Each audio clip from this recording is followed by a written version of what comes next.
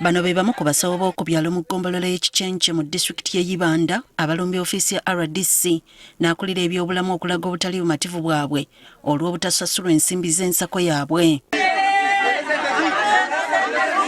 Bagamba baasuubizibwa okuweebwa ensako oluvannyuma lw'okugaba obutimba bw'ensiri. Batugira ngo tutware obutimba mu kyalo tubugabe tuyize batusasure ku rw'obwo twakarebaga esente tutura ntubihuza esente babura twaterera DHO yataraganisa ngo akasise mbatihe esente zitu twakazirebaga.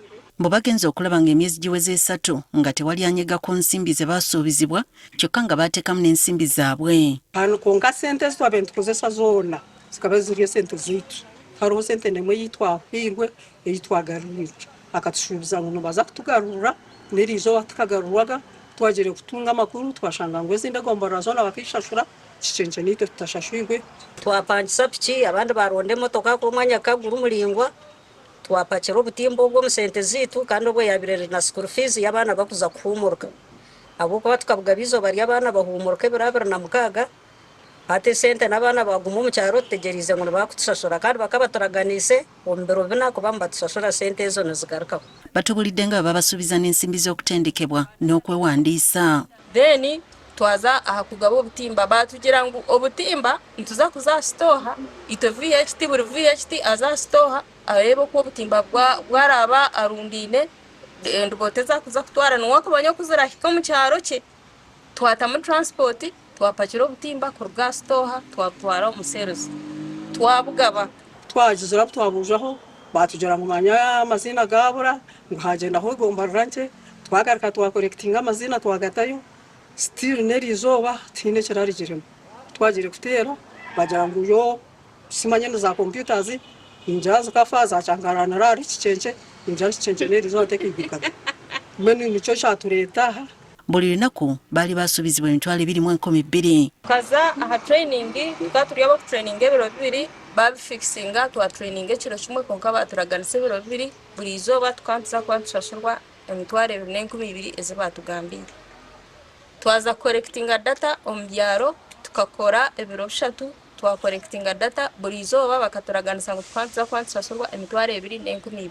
Bati twaterera kawu yatugira ngo turone tutware information tutware report tukore report mwana guterire RDC yajyangwe tuyizaheri izoba atsobora ensonga zitezo terera mwana nico cyatureta. Kati oluvannyuma w'okuwuliriza ensonga z'abantu bano RDC wa Ibanda Banjo Richard yeebuzizza ku batwala ebyobulamu ne bamutegeeza ng'obuzibu bwava kuwaayo amannya g'abalina okusasulwa.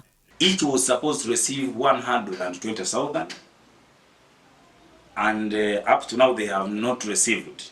So I, as the RDC's office, I contacted the office of the DHO. I rang the DHO myself. DHO explained why there is delay in payment, that they were skipped, and the payment of VHTs is done at the center.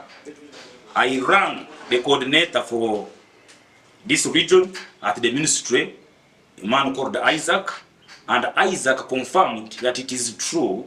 The VHTs of Kicence sub-county and even the South Ibanda district did not receive their payment, and he's in touch with the contact person in the account section. Kati basuubiziddwa nga bagenda okusasulwa ng'omwezi guno tegunnaba kuggwako era n'asuubiza okulondoola ensonga eno okulaba ng'etuukirira.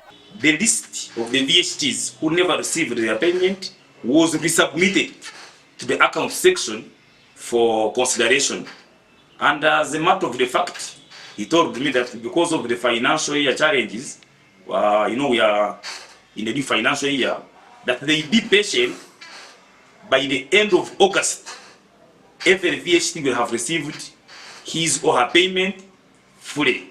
Dr. Julius Bamwine atwala ebyobulamu e Ibanda ategeezezza nti si bano bokka be batannasasulwa mbu waliwo n'abalala mu ggombolola Kayingala nabo n'asuubiza nga bagenda okukolwako wabula n'avumirira ekyokubasasuza ssente z'okwewandiisa.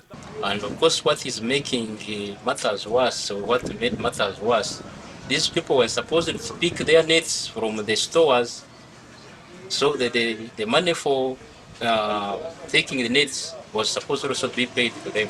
So you can imagine, on top of the allowance, they also incurred more expense of transporting the nets from those parish stores to the distribution points. Bano bakkiriza okudda ewaabwe nga balinda okusasulwa nga basuubiziddwa.